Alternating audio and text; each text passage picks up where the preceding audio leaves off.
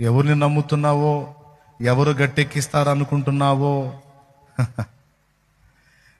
నమ్ముద్రా తల్లి, మోసపోతావు.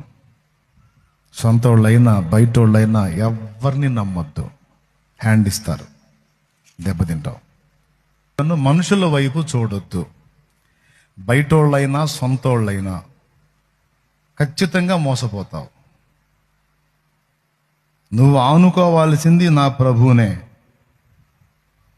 నువ్వు ఎవరి మీద ఆఖరికి నీ కడుపున పుట్టినోళ్ళు కూడా నిన్ను కాటికి పంపిస్తారు.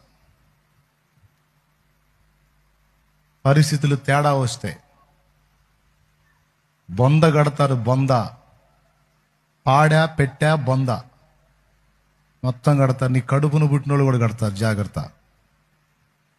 నువ్వు వాళ్ళని నమ్మటానికి కూడా లేదు. ఎబ్బే నా పిల్లలు అట్టంటి వాళ్ళు కాదు అనొద్దు. అన్నారంటే నీకు పట్టారే పాడా. దేవునికి స్తోత్రం. అంతే. ఎవడి మైండ్ ఎట్లా మారిద్దో తెలియదు, ఎవడు ఎట్లా ఇదవుతారో తెలియదు. అంతే. నువ్వేదో తీయటి మమతల్లో పొంగిపోతుంటావు.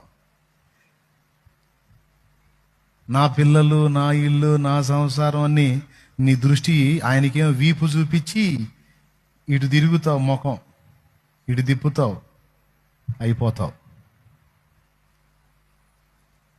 కన్నావు గనుక, లేదా నువ్వు పుట్టావు గనుక, లేకపోతే నీ బంధువులు గనుక ఏదో నీకున్న మంచి చెడ్డ న్యాయ విచక్షణను బట్టి చెయ్యి వాళ్ళకి ఏదో నీ బాధ్యతలు. అంతే.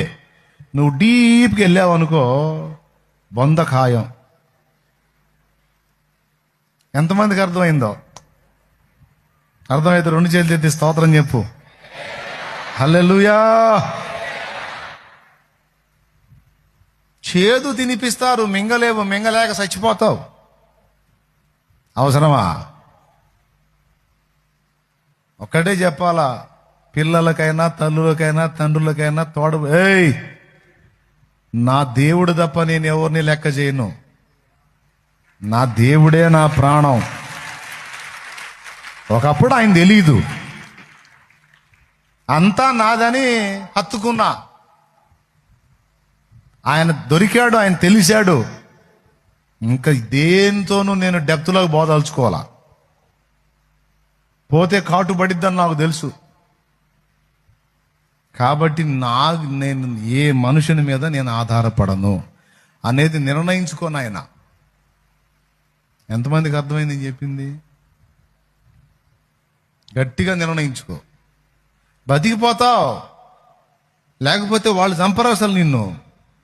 అసలు నువ్వే చీరో తాడో తెచ్చుకొని వేసుకొని ప్రాప్తంగా నువ్వే చేస్తావు. అట్లా చేస్తారు.